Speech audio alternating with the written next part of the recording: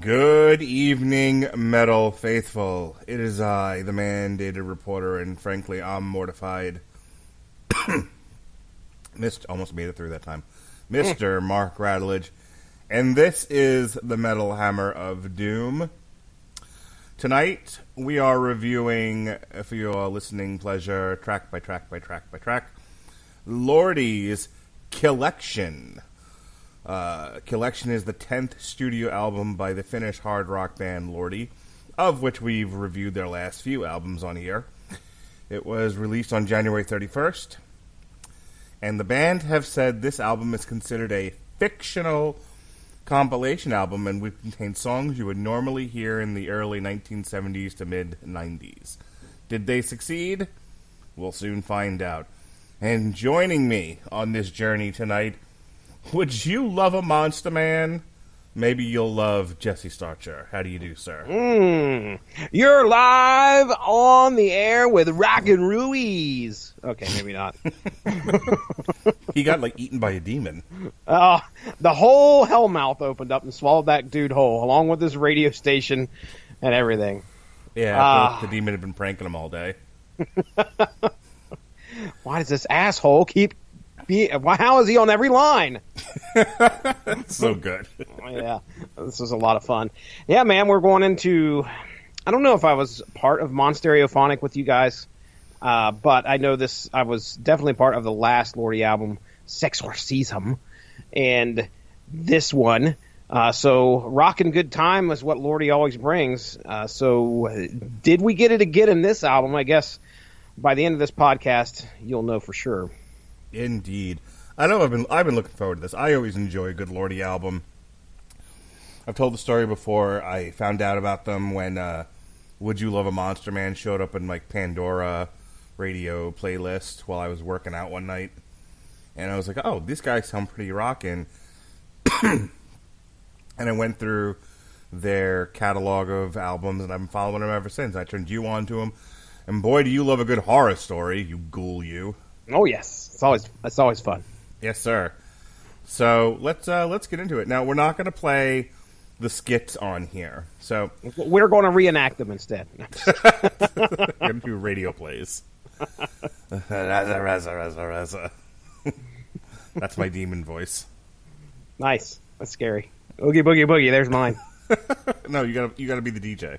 Oh, okay, gotcha. Okay, ready and action. You're on live with Rockin' Ruiz. That's good stuff. Rockin' Ruiz. I never did get to see who that was. I was doing a little bit of research earlier. Somebody said it sounded like somebody specific.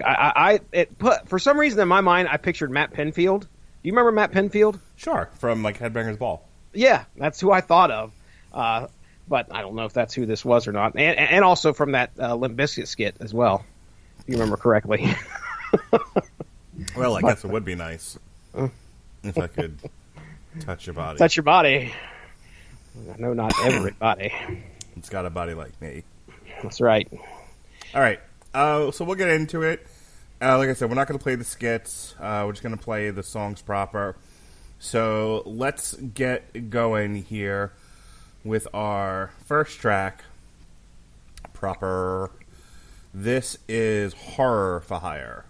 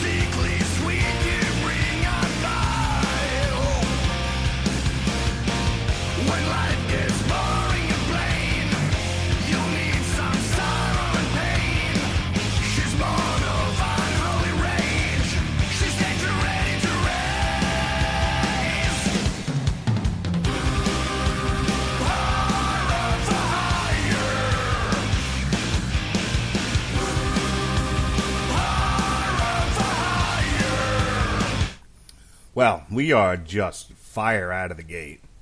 Yes, sir. My goodness, horror for hire. So, one thing you can rest assured, Lordi is going to give you some simple songwriting, but it's going to be filled with a lot of scary imagery. And that one's not as bloody as they can usually get, but it's definitely a Lordi song where they're talking about some dark, scary material, where we have somebody who apparently is just bored with, small town life and decides to hire some chick who apparently has some very evil intentions. And that's all the song's about, really. There's not much more to it. It's horror for hire. So you can hire her and turn somebody else's life upside down, or your own, however you want to do it. But, yeah, man, horror for hire. It feels like a Lordi song, which, ladies and gentlemen, as Mark said earlier, this is a fictional compilation album, okay? So when you're like Jesse Starcher here and you grab the album straight off of Spotify and you don't know what you're getting into, you just know it's going to be Lordi. What do they have in store? Well, what they have in store for us is not what I expected, and I really doubt it's what you guys are going to expect either. But horror for hire sounds like exactly what I would expect from a Lordi song. Yeah, they opened up pretty heavy. It's one of the heavier songs on here, but that's because, if depending on where you look up Lordi, sometimes they're described as heavy metal, sometimes they're described as hard rock, and in this one, they really oscillated between the two styles. Yeah. There's a lot going on with this album. It's a very busy album. Oh, man. Is it ever. In terms of, styles, they are dry. See, we talked about this with Poppy last week, where Poppy, I think, tries on a lot of different hats musically, and then I feel like towards the end she just kind of got bored. Okay. And it was like, we're just going to stick with this one. I like this hat. Yeah, she found a nice hat. She bought it at Macy's, but then Macy's went out of business. Hashtag retail apocalypse. Oh, my. It's a thing. Look it up. Yeah. But Lordi, however, stayed committed all the way through. And you'll hear that as we go through this album. There's a lot of different styles of music in this that are like heavy metal fusions, hard rock fusions. And I'll tell you what, so far, I mean, granted, we're only into February right now, but I can already tell you this is one of my favorite albums that we've that I've listened to that have been released in 2020. So okay, very good. as we go forward, you'll start to hear why.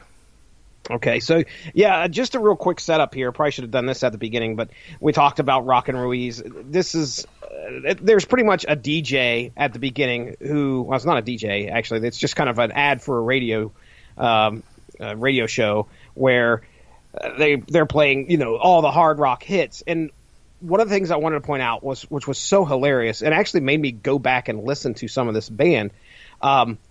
They I think are playing snippets of different bands. At least they're playing snippets of somebody aping the style of a specific popular band, AC/DC. I think they mentioned King Diamond, Judas Priest. You mentioned Motley Crue earlier, and there's a song on here, Up to No Good. Yes, that's very girls, Motley Crue. Oh, it's well, when we get to it, I'll remember the title of that song. But I just said it's Up to No Good. No, the title of the song that I'm thinking of from Motley Crue. Okay. There's another one, but anyway, so they play that at the beginning. It sounds like the promo for the radio station, and the last one is somebody singing like Axl Rose from Guns N' Roses, the lyrics to Monster Man. Would you love a Monster Man? And dude, I kid you not. Yesterday, after I heard that 5 times as I listened to this album over and over, I was like, I gotta go listen to some Guns N' Roses now for some reason. But anyway, so that's kind of what we're. That's funny. Why? Well, Guns N' Roses just announced a stadium tour. I did see something about that. And normally, my wife thinks she scooped me, but I already know all the things. Of course. So she's like. She'll say something a day later and be like, "Did you know blah blah blah?" And I'm like, "Yeah, fucking, yeah. I have the internet too." I'm on it more than you. Shut up and make me a sandwich. My lovely wife. and she ignores me. Yeah. I'm so lonely. Anyway, No sandwiches. That's why I roll Shambo with my son. I gotta get my kicks from somewhere. Oh, okay. So I get them from my son, right in the balls. Right Anyway, in the nuts. Nobody came here to hear that. Let me tell you what I'm trying to tell you, and that is that she goes, "Hey, Guns N' Roses are playing Raymond James Stadium, which is where the Bucks play here in Tampa." And I'm like, "Oh, cool! You've already told me stop buying concert tickets. I've cried about this, and I've thrown many a tantrum because I committed to a handful of shows in WrestleMania and NXT. And I'm like, I can't. I promised no more concerts." And she's like, "Yeah, but it's Guns N' Roses. It's Raymond James Stadium. This is a bucket list band for you. You should take your daughter." Oh, wow. Okay. This is the same woman who, when I offered to take my daughter to the Def Leppard Motley Crue show, she was like, "No, I feel left out then." What is it from the Book of Jacob? Oh, women and their ways. Something along those lines. They just cannot be understood. Yes, there is no understanding women. No. They are mysterious. Anyway, so on the way home from my in-laws tonight, I feel like I'm always at my in-laws when I talk to you. Lily and I were rocking out to some Guns N' Roses on the way home, and I'm like, "Lily, what'd you think of?" I just played like the hits. Okay. I'm like, Mr. "Lily, Brownstone. Sure. I used to do a little, but the little wasn't doing, so the little got more and more. I just What'd you keep think of trying that, to get Lily? a little better, say a little better than before. Let me explain to you what that song's about, Lily. You want to get in the ring, motherfucker, and I'll kick Oh, there your, you go. I listened to that one today. Bitchy little ass, punk. It's a good one.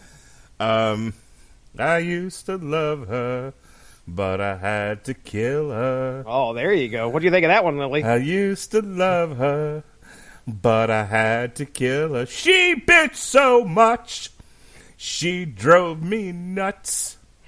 Nice. I can still hear her complain. Wait. Here we go. I don't need your civil wow. Hey, yeah. Knocking on heaven's door. Boy, I bet the listeners love this. Yeah, I was just thinking, like, Remember that guy that really liked us singing? Stop singing Poison, faggots. All right, we're sorry. No, apologies. One song into this, we're already doing Welcome to Mark and Jesse Unplugged. Lordi started it, so... It's true. All right, are you ready? So we've just driven the car in the ditch in our drunken driving. Are we ready to get back on the road? Well, let's get back on the road here. All this is so like I was saying, imagine this album as like some DJ playing a string of hits, supposedly from a band called the Monster Squad, which I thought was interesting. Sure. And that's what we're getting here. This large collection of a band called the Monster Squad that's been around for decades, and apparently that's what we're getting here. So there you go. Well, this is the first single off this actual album, and turns out I was singing this at work to one of my bosses. Oh boy. Oh man. You want to mess up and offend somebody. She did not appreciate this time-honored classic ditty, "Shake the Baby Silent."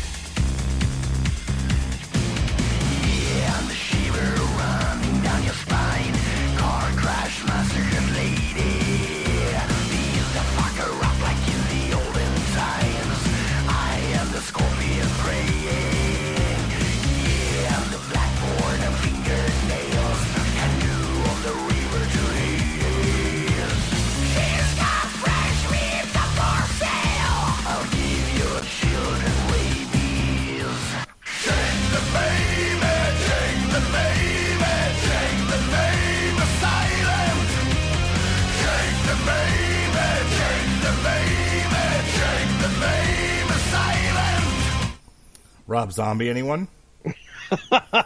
Rob Zombie all the way, sir. That was my notes. Rob Zombie all the way. Well, everybody's fucking in a UFO. This was what was this? Late '90s Rob Zombie, early 2000s Rob that Zombie. Was fucking Dracula was what that was. Yeah, you could feel that, man. Lordi is not above singing about shaking babies. I love the cover to the single of this. It's fucking hilarious. I don't think I've seen it. I'm gonna have to find it. Oh and take a shit! look. Yeah. Like let's experience this together, like we did the Cannibal Corpse record covers. Lordi, shake the baby. Baby silent. Yes, sir. Oh my goodness. So, what are the images to this? Oh my goodness. They're on like an airport and. The people in the back, they're on an airplane, all right? So apparently this baby, I could just see this now. The inspiration for this was Lordi had to get on an the band had to get on an airplane. They're like, and there was just this one kid that would not shut the hell up. You're touring South America or something. Like, all right, we got to get you on the plane. Let's go. There's one like little Jeffrey baby. Yep, and then the people in the seats behind this lady who is violently shaking this kid, who looks pretty upset, does not look like they're crying, look like they're about ready to kill their own mom or something. And the mom don't look good either. Mom looks like she's possessed, because, obviously she's got horns coming out her face. But the people in the seats behind her is what is hilarious. They're all clapping and, like, having a good time. Yeah, well, no one likes babies. Well, okay, all right. They're like, yes, shut the kid up. Shut that kid up. Have you ever been on a plane with a crying child? Everyone wants to shake the baby. You stop yourself at have you been on a plane, and that's where Oh, things that's right. Fucking provincial starcher over here. They're lucky I go to work. Have you gotten to the episode of The Wire where Bodie goes to deliver a package and he has to leave Baltimore and he doesn't understand how radio works? Yes, he doesn't fucking radio works. Motherfucker, you ain't been outside of Baltimore? I don't want to leave Baltimore. Balmer. Why you want to get out of Balmer for? Yes, I was laughing my ass off at that. That's hilarious. That is fucking amazing. Anyway, Shake the Baby. Despite the fact that this is clearly aping the sound of Hillbilly Deluxe Rob Zombie, I love this song. Yeah, this bops, man, as the kids say. Yeah. Can I say bops? Am I too old for bops? Yeah, you probably are. But all right. Well, at what point did that ever stop you, sir? I don't know. I don't feel like I use a lot of like kid slang. Okay. All right, but slang that I'm too old for. Sure. I mean, I'll call you on it next time you do it, and I'll be like, "Remember, bops? You're doing it again." Oh, now you're making me feel self-conscious. Oh. Well, all right. It's groovy. Is that better? Hey, that's fine with me. I could go with bops. I have to hear it around my 14-year-old all the time. So.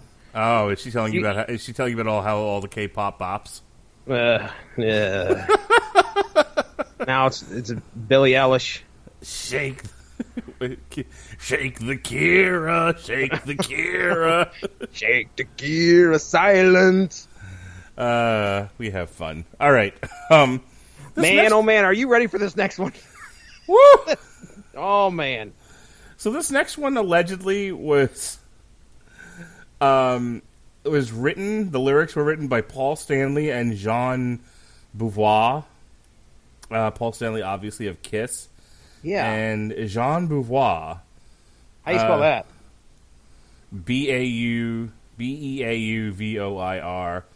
An American singer, bassist, guitar, multi-instrument songwriter, producer, and entertainment executive.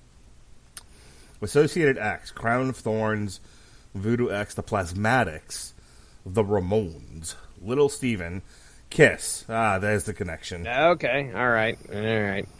So, they allegedly wrote the lyrics to this next one. Yeah, there it is. Co-songwriter for Scream Demon and Like a Bee to the Honey. They got in there on Scream Demon as well, okay. Yes, sir.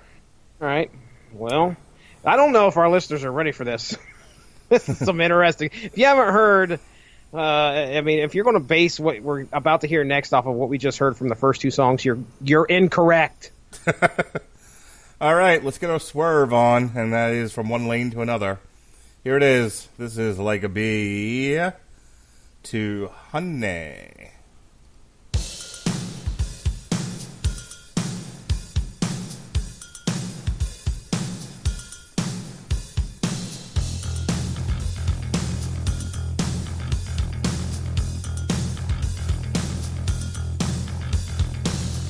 It's been a week since my baby left me, and I'm just sitting here all by myself, wondering where she could be.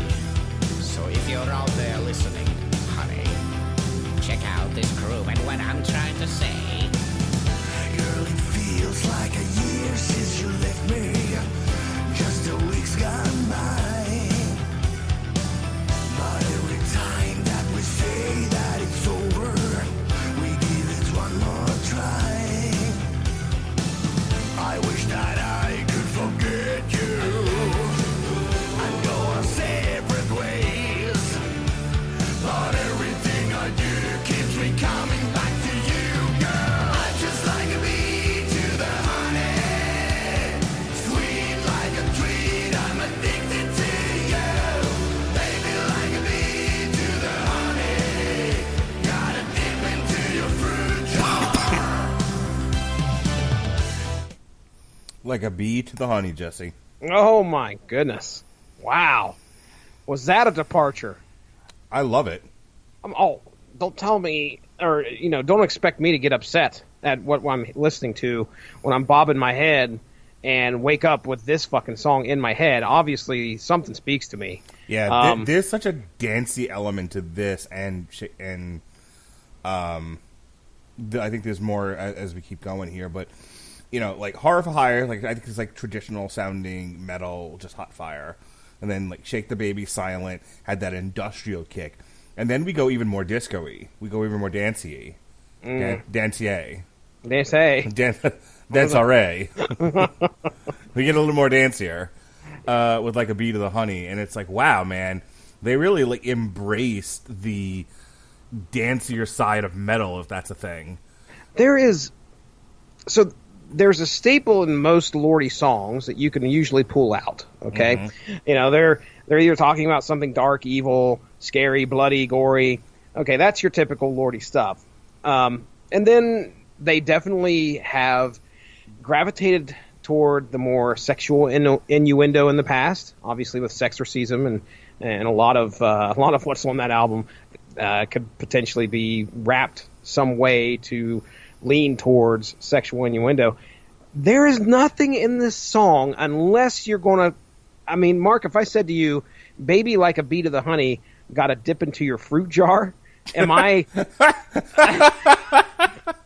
Want me to dip my balls in your fruit jar? I mean, you gotta have like this dirty mind that really takes things really far in order to try and say, gotta dip into your fruit jar as being something that is sexually related. The rest of this song is very wholesome. It's like a great 80s wholesome pop romance groove. I had a, like, and it was gone as soon as it came. Oh, my.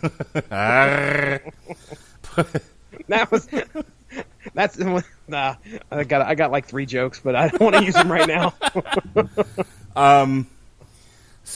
But I immediately started thinking about Madonna. Yeah, exactly. Do you believe in love? Well, I got something to say about it. Don't hold for a second that feeling. Put your love to the test. You know you got to. Make him express how it feels. And then you'll know the love is real, Mark. You shut the fuck up. You're messing me up. Got to dip into your fruit jar. Oh, no. Stay out of my fruit jar, Jesse. Oh, my. I'll make the jokes around here, sir. There is nothing that by the way, resembles that's just Lordi. a Dana Carvey thing, by the way. Like, he started doing a song, like, he was playing, like, in one of his comedy acts. Like, I wasn't really yelling, shut the fuck up at you. Thank goodness I can sleep better tonight. Okay. I was doing a Dana Carvey bit. He started playing a song on his acoustic guitar. Okay. and people started clapping, and he's like, "What are you doing? Like, you're messing me up." And he cracked himself up, and I always thought that was really funny. That's good stuff. Good stuff. Just like a prayer. Sorry. All right, go on. I'll take it there. So, yeah, like a beat of the honey, man. This is definitely, like I said, if you thought you were going to get what you were going to get, you didn't get what you got with this one. Yes, sir. It's brilliant analysis right there. Mm-hmm. I wrote it down. I had to read that. All right. The beat goes on. Hey, did you see I tagged you on Twitter talking to another millennial viewer yes, review? I did, as a matter of fact. I meant to like that. I was in the middle of working. But, yeah, I saw that. Did that guy check it out? I don't know. But I told him, when you see Captain Yarface, you tell him Stiz Narkey and Mark Radulich sent you. Yar. That's right. Damn it. That's right. Gotta hip everyone to the beat that is Rum Ahoy. That's right. Speaking of poop deck parties. All right. We'll move on to the next one here. This is, I assume I'm pronouncing this correctly, Apollyon.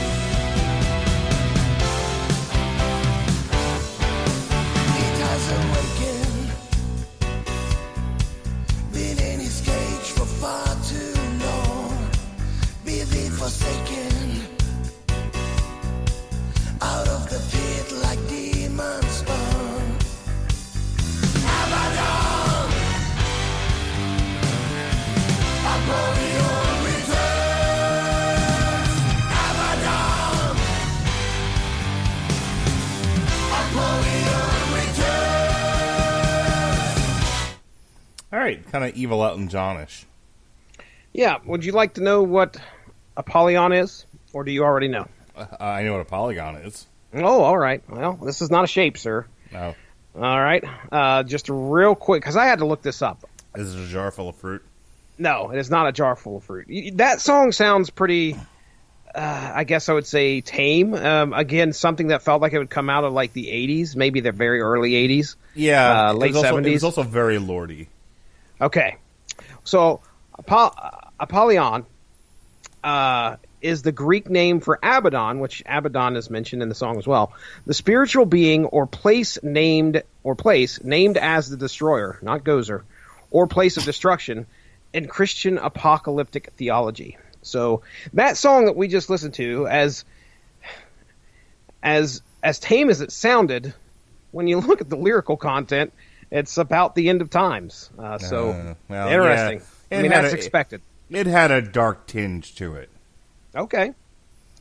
So what have you picked up in your research as far as other people's takes on this? Because we're very high on it, but we like the weird shit here on the Metal Hammer of Doom. You know, a lot of people are like, we just like straight up brutal. Blah, blah, blah, blah, blah, blah. Yeah. But we like to have, fun. We like some things that are different, stand out. We like a lot of nutty music. So what's been the overall perception of this album? Okay, most of the reviews that I've read are kind of similar to what we expected going into this, which was Lordi being Lordi. They would.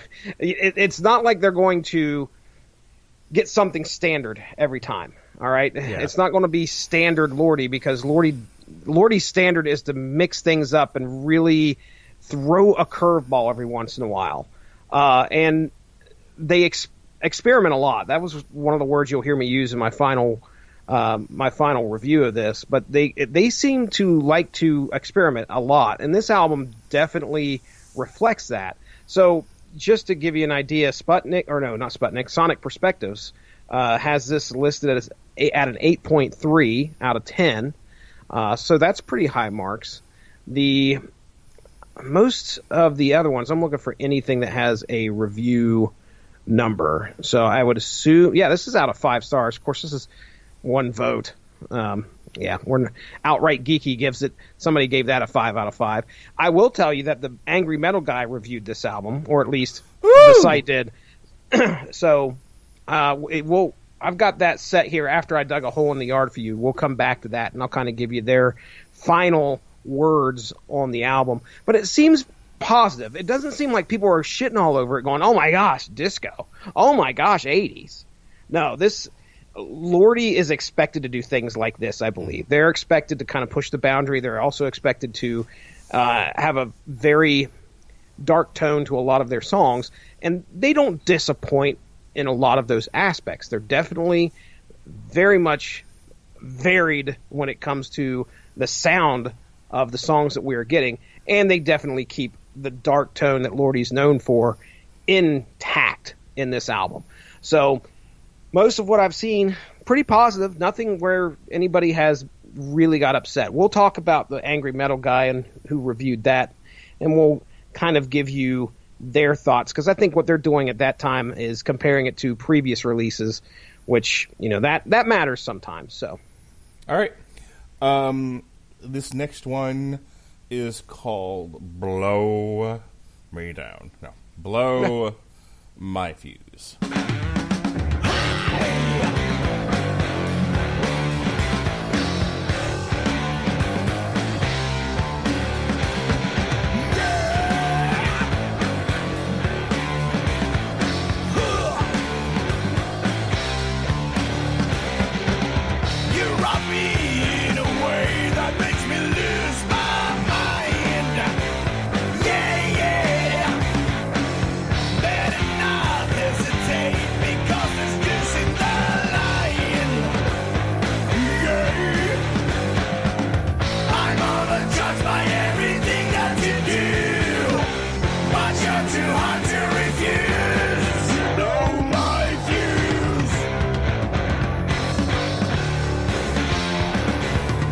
I am immortal. Some good clutch right there. Oh, yeah, wow. I got a little bit of Clutch, and I got a little bit of Feed My Frankenstein by Alice Cooper. They mentioned Alice Cooper in quite a few of the reviews as being what seemed to be an influence on some of these songs and when it comes to the sound.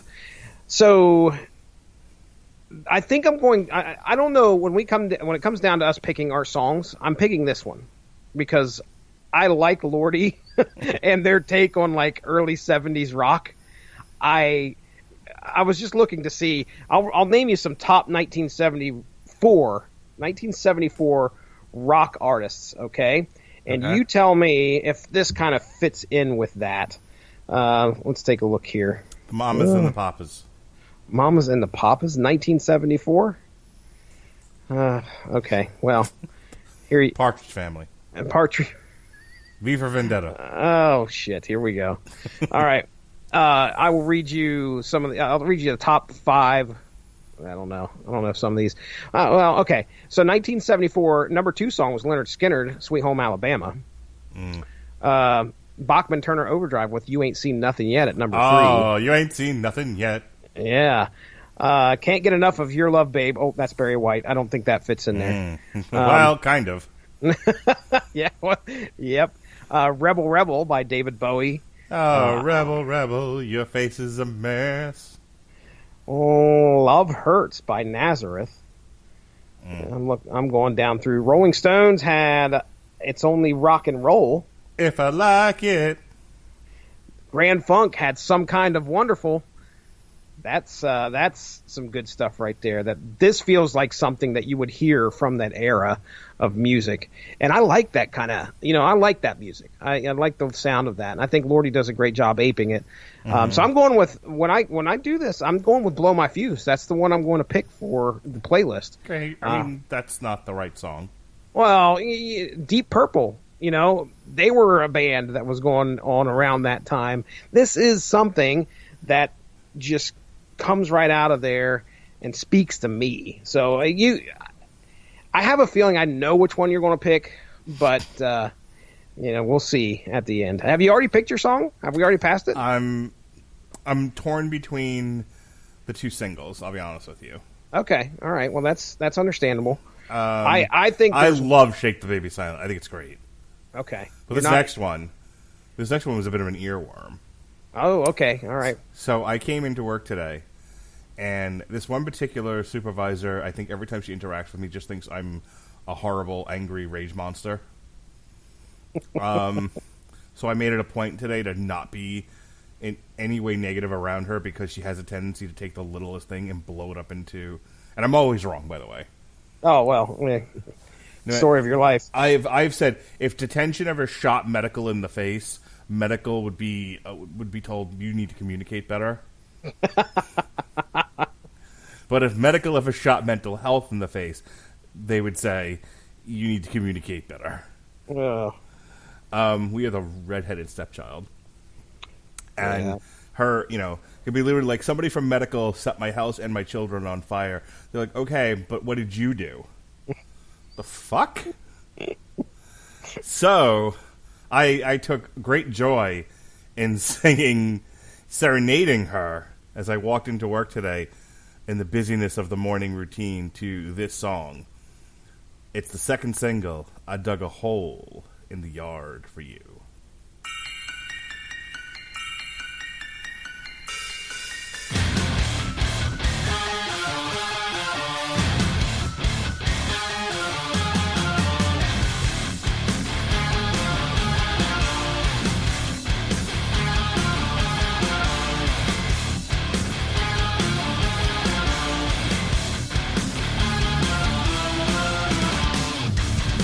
Here's the story of you and me.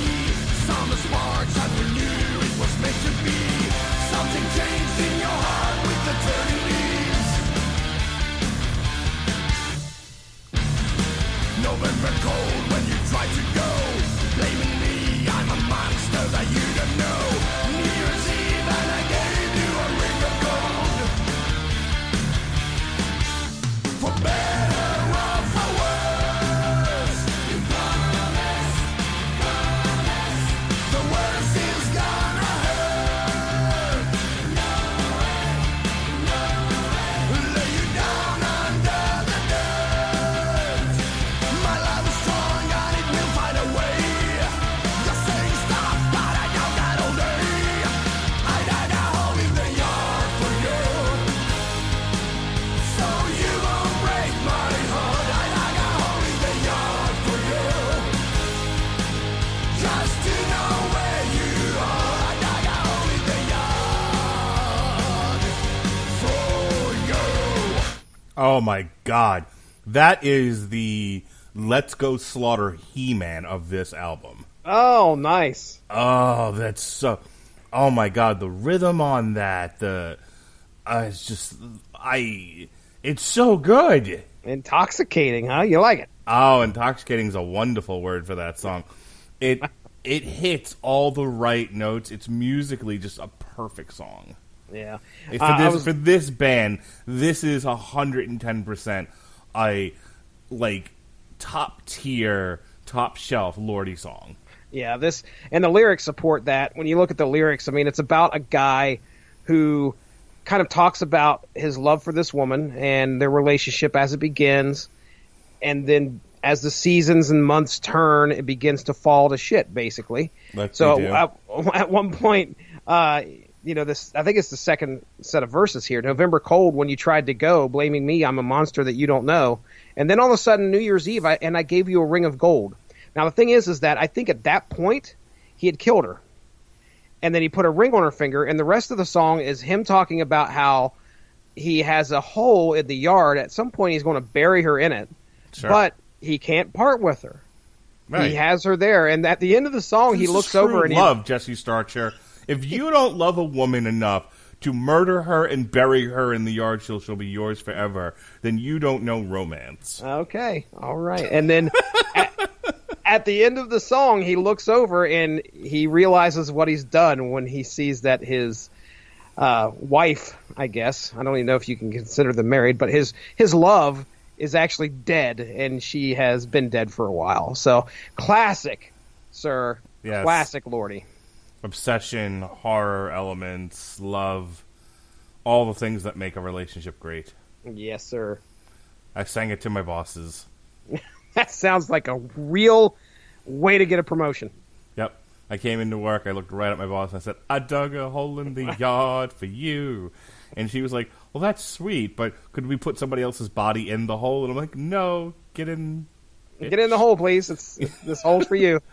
Get in the hole, you fucking asshole. All right. No, she's fine. Sure. She's right up there with the Mandalorian. She's fine. Oh. 2% of Mark's things in his life are good. 97% fine. And then the other, what would that leave us with? 1%. You're not a fan. No, wait a second. The other 1%, Star Wars. Yeah, that sounds about right. All right. This next one is an interesting one. This one is called. Oh, wow.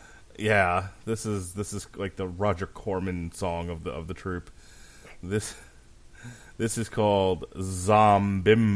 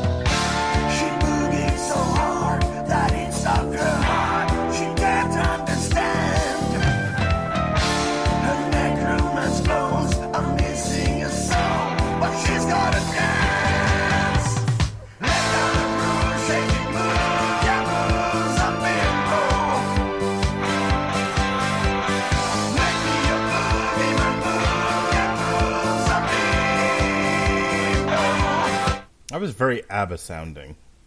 Like hard rock, heavy metal ABBA. I don't know how you perform or at least get to the recording studio and record this song without laughing halfway through it.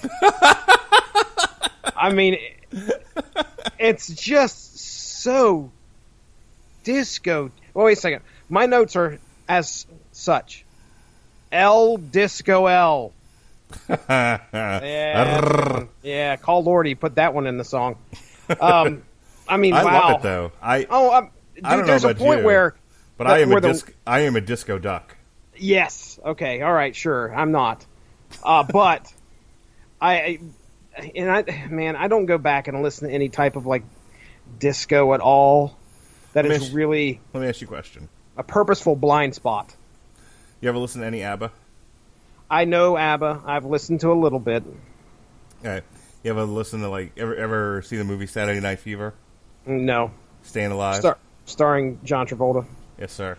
I have not. Staying Alive? Starring John Travolta? Yes, sir. I have not.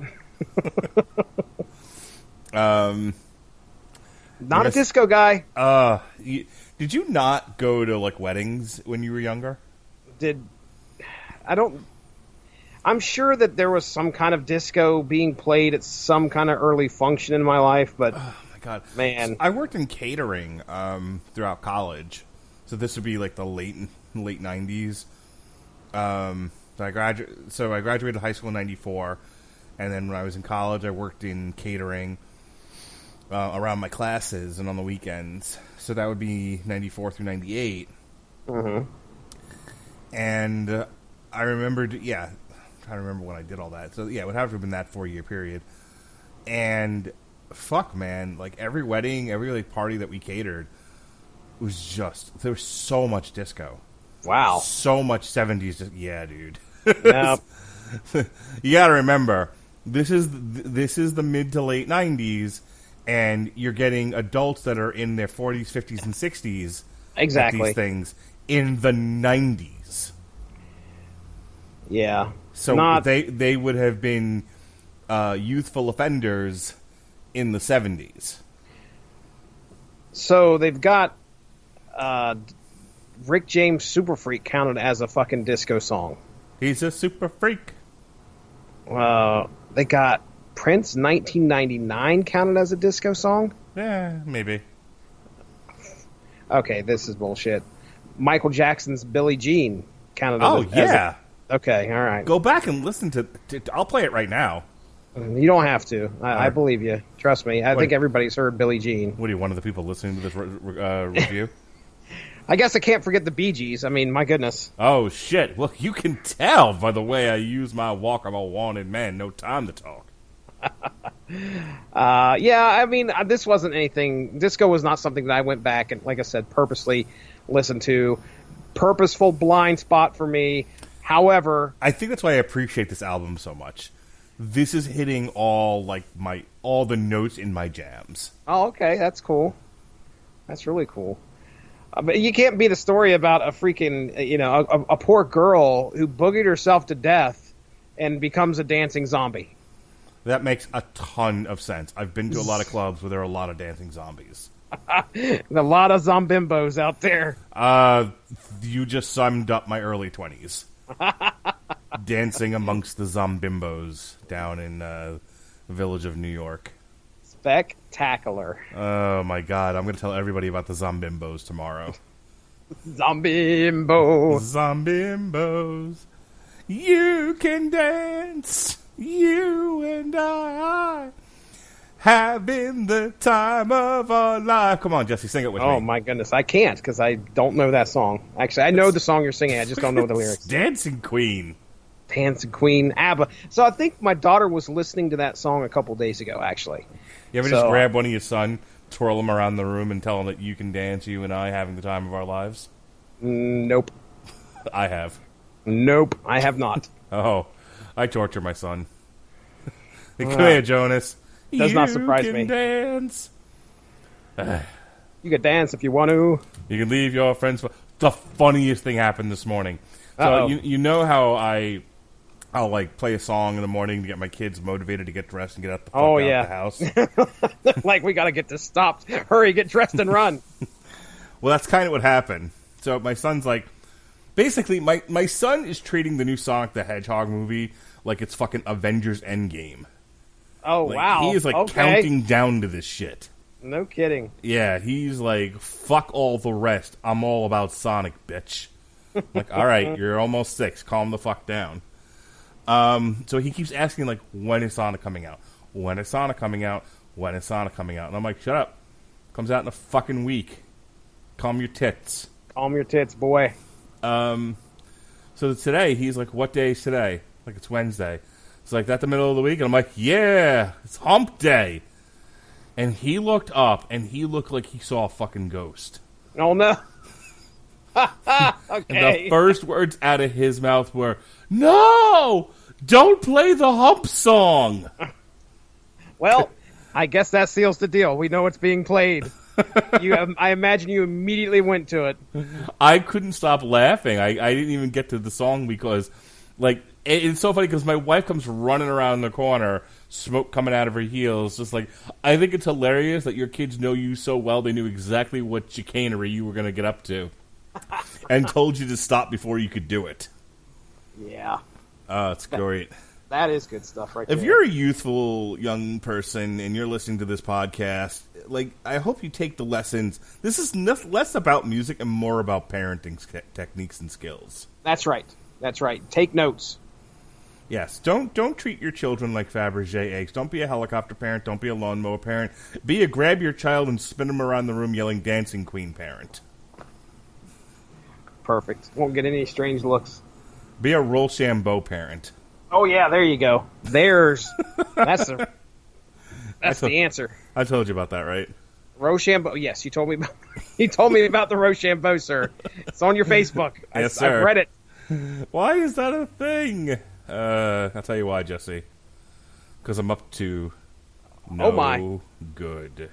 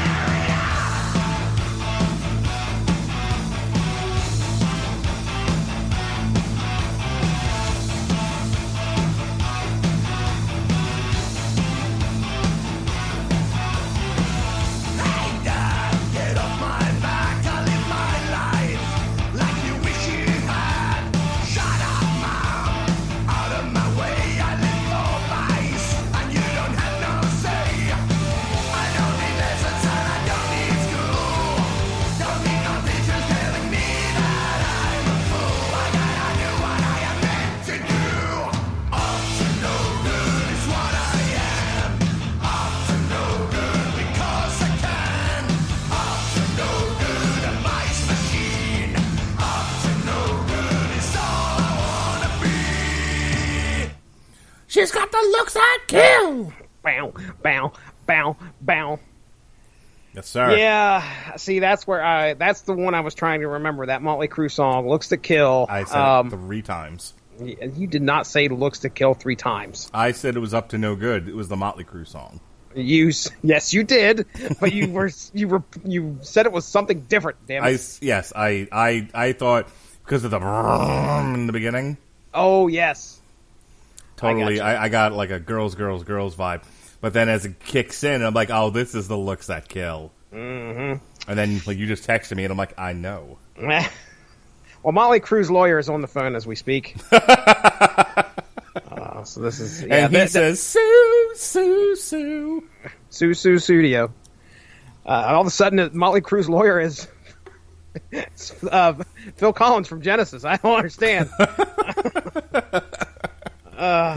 So, yeah, that's classic early 80s hair metal misbehaving youth anthem. That's good stuff. Yeah, that's good. Yeah. I want that to be like an NXT theme. Oh, that'd be good. That'd be good stuff. Fucking, I want to see Killer Cross come out on NXT, by his whatever given name he gets from WWE, probably like, George Perez or some shit. George Perez, not the artist. And he's going to come out, and, Killer Cross is going to come to the ring bumping up to no good. Or have Nick Gage come out to it. One of the two. One of the two. All right, you ready to... You want to marathon these last 3? We can. Before we do that, let's go to Angry Metal Guy so we can make sure to get his... We got to get his shit in. Get that shit in. Get that shit in. And throw it in the air. It's a poop deck party by Dr. A.N. Greer. All right? So the final paragraph here says, once again, what kills the album for me... Oh, yeah, that's right. He was upset. Fuck this guy already. He gave it a 2.5 out of 5. Yeah, I got his 2.5 out of 5 right in my shorts. Once again, what kills the album for me is the ridiculous opening, interrupting, and closing radio commercials. So this guy doesn't get a concept, by the way. That's sad. That's really sad. Well, he says, I understand the gag, but my issue with these things is their interruption from song to song. That said, the opening Radio SGG-10 has some clever snippets of song covers that find the band imitating everyone from Ozzy Osbourne, yeah, that's right, and Guns N' Roses, but the rest of the radio intermissions are cheesy as fuck. Though most of you are going to hate me for saying it, Lordi put out an interesting release this year. Does it say that again? Did I read that correctly? Lordi put out an interesting release this year. If it wasn't for the annoying interruptions and the occasional mediocre piece, I'd bump this release up in the score. At least it's less pervy than Sexorcism. I will give him that. Sexorcism was... Oh, man, it was pushing some envelopes. Whatever. Move to Saudi Arabia, fuck nuts. So there you go. The Angry Metal Guy, Dr. A.N. Greer, not looking too fondly on this. Like I said, if you compare it to Sexorcism, I think I have more to say and enjoy with this album than Sexorcism. previous album, which was Monstereophonic Theaterror, I really, really, really like that one. So it's going to be tough to top that one anyway. You're playing that for the kids, if I remember correctly. Oh, yeah, dude. That's one hell of an album. Caleb still requests it to this day. Every once in a while, he'll request to listen to those, forget the song titles. But regardless, the second half of that album is full of stuff that's okay for kids to listen to. It's as long as you don't mind the occasional curse word. It's not as dark as you think it'd be, other than the zombies and, Dracula biting everybody and But anyway, yeah, so there's your angry metal guy. Are we you said we're marathoning the last three, getting through this? Yeah. Let's do it. All right. Here we go. We got Cutterfly, Evil, and Scream Demon. Here we go.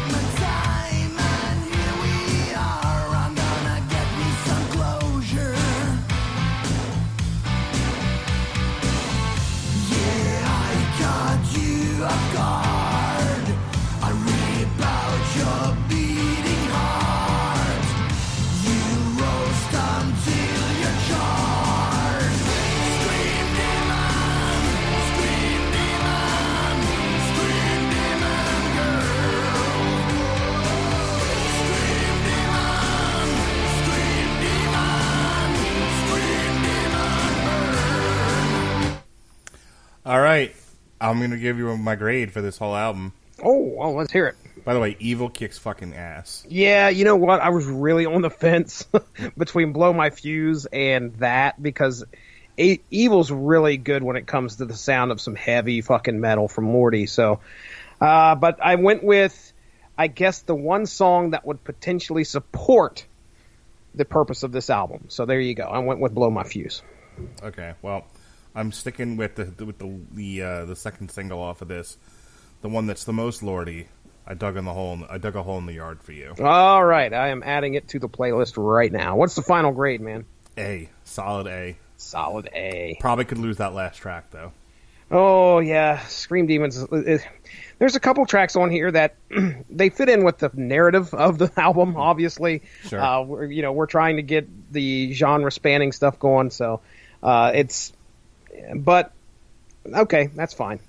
So I dug a hole in the yard for you is being added right now as we speak. Boom, done and done. Anything else before I get into my final thoughts? Nope, hit it. All right, sir. So yeah, Lordi, my goodness. Lordi is, if anything, creative and unafraid. Sometimes that type of experimentation can fall flat with your fans, but with Lordi, the fan base probably expect nothing but fun to come out of whatever their next album release will be.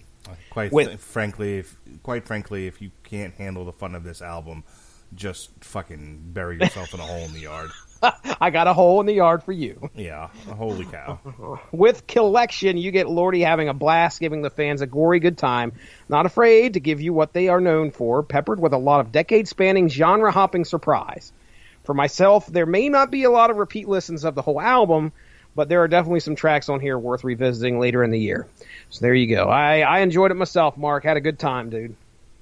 All right, well, if you've been listening to the Metal Hammer of Doom, you're like, when are they going to do some real metal? Fuck.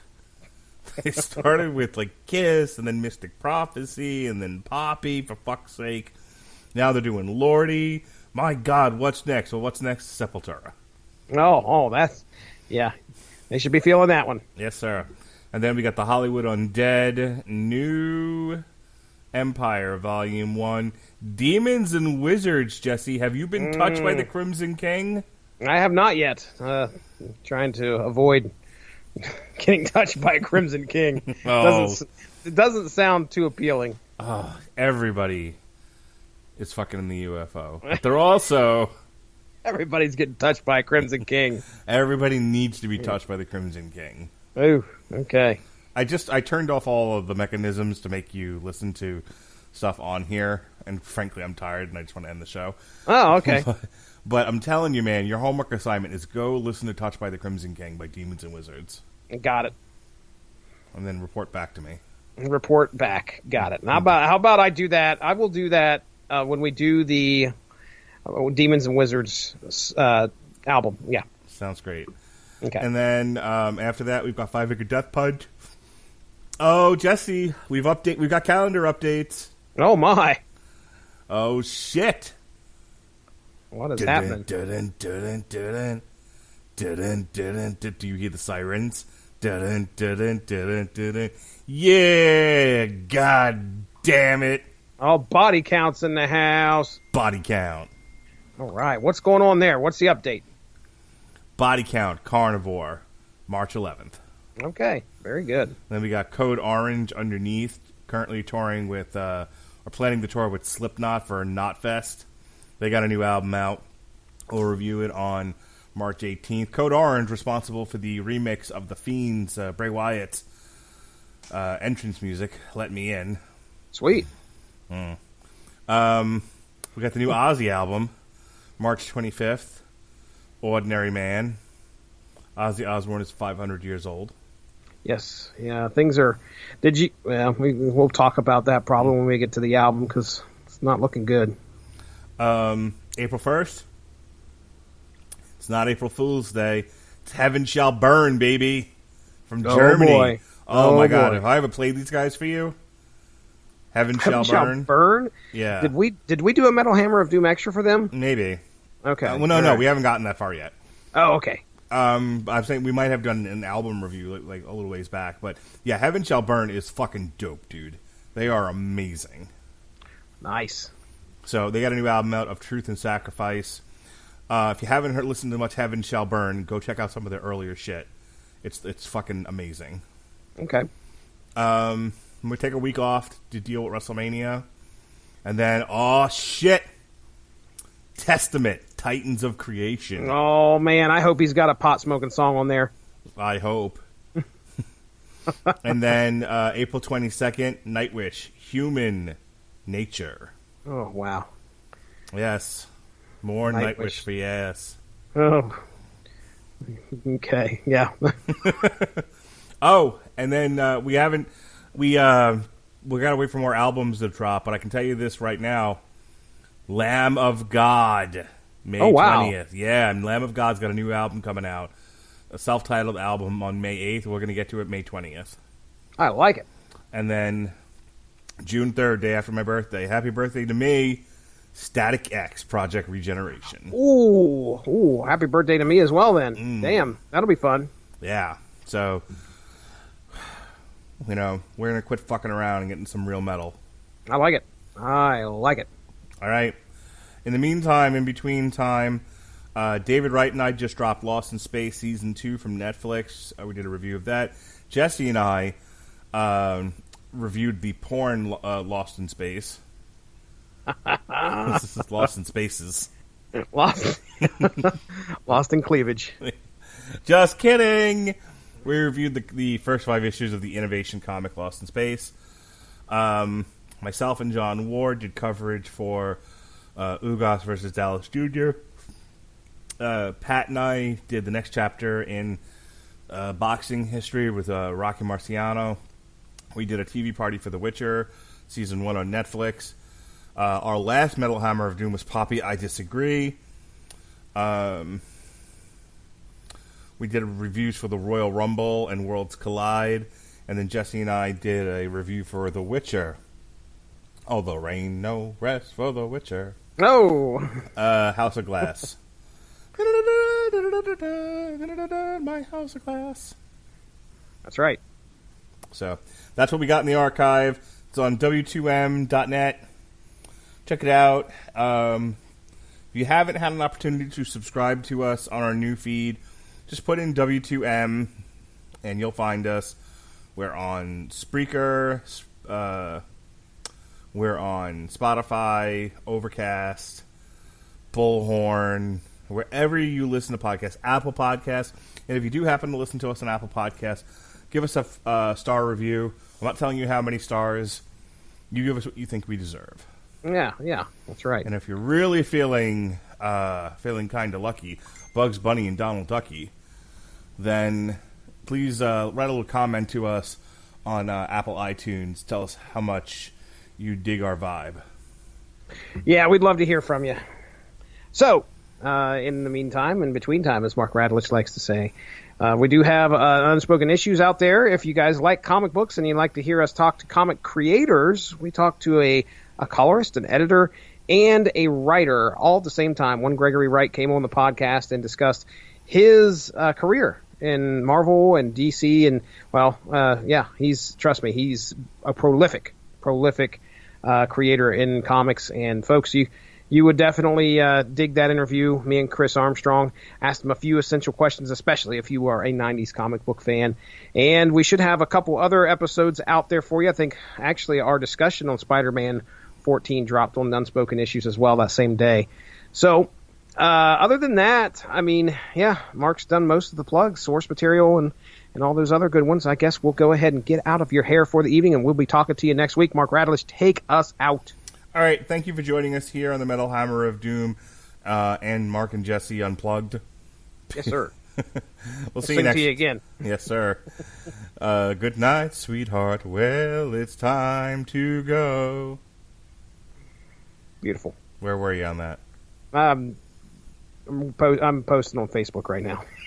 That's exactly where I was. All right. Be well, be safe, and behave.